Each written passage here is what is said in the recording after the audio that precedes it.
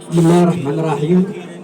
ألف مرحبا ومرحبا بالسادة الأساتذة الأجلاء في رحابات الزيارة الموفقة بإذن الله التي خصصتموها للتواصل مع فعالية المجتمع المدني بشراكة مع الجماعة الترابية أولاد فارس الحلة بني مسكين. أيها الحضور الكريم، قبيلة بني مسكين محتاجة من أي وقت مضى أن توضع في أعلى ناصية الضمائر الحية يعيد لها قوتها الرمزية في الوجدان والتراث والفكر لكل أبنائها البررة، لأنهم كانوا سباقين في الوطنية والذود عن حوزة الوطن. رجالات من بني مسكين إسوة برجالات الوطن، أعطوا المثل في التضحية في السخاء والكرم وحسن الضيافة والاعتماد على النفس. الرجل المسكين كالفأس يشق طريقه في السهل والوعر. جغرافية أراضيها معطاء محتاجة فقط لاستغلال ثرواتها السطحية والباطنية من المياه، أهمها سد المسيرة وواد أم الربيع، بالإضافة إلى العيون والسواقي. هذه الثروة المائية يجب استغلالها بمد قنوات الري من وادي أم الربيع الذي يفصل القبيلة مع قبائل تادلة وحامنة وسراغنة، مع ضرورة بناء سدود تلية توفرها السقي لمساعدة الفلاح في مواجهة الجفاف.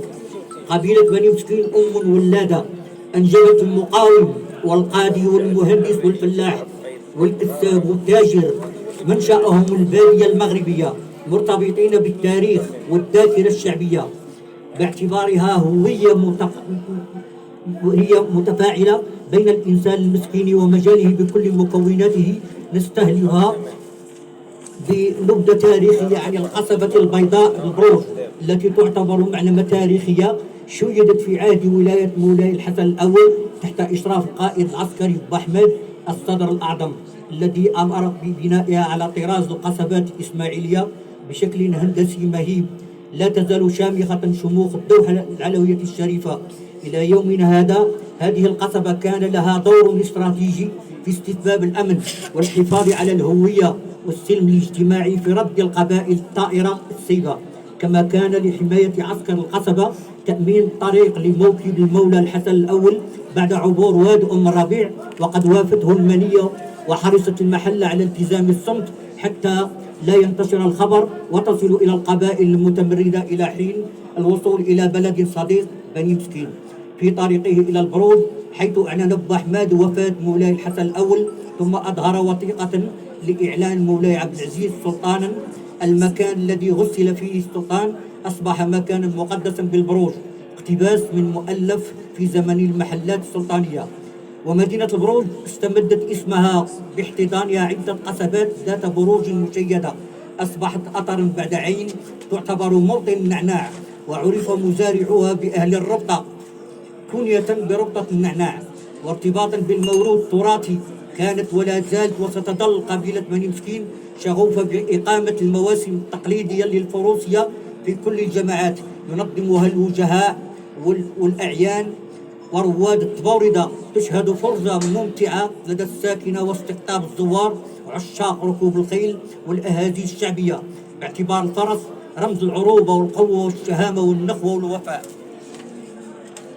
كلها خصال حميدة محمودة جعلت من الفرس العود في المخيال الشعبي.